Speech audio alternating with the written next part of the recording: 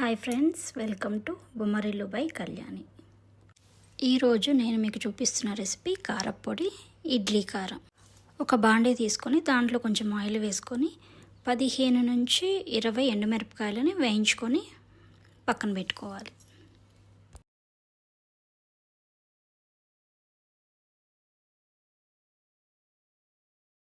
Next అదే ఆయిల్లో గరిటెడు మినప్పప్పు, గరిటెడు పచ్చిశనగపప్పు వేసుకొని దూరగా వేగే వరకు వేయించుకోవాలి.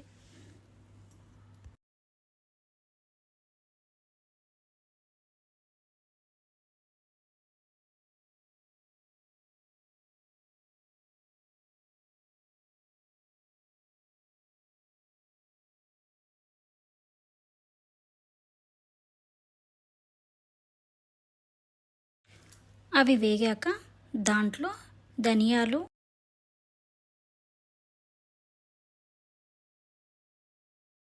జీలకర్ర,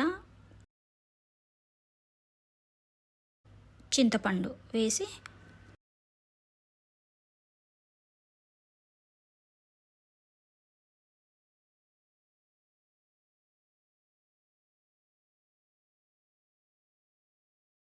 కరివేపాకు,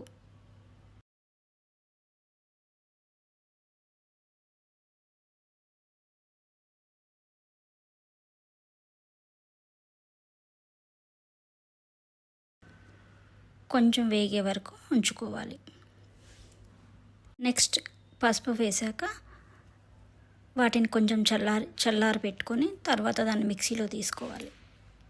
మిక్సీ చేసే ముందు దాంట్లో 5-6 వెల్లుల్లిపాయలు, కొంచెం ఉప్పు వేసుకొని కొంచెం బరకగా మనం పొడి చేసుకోవాలి.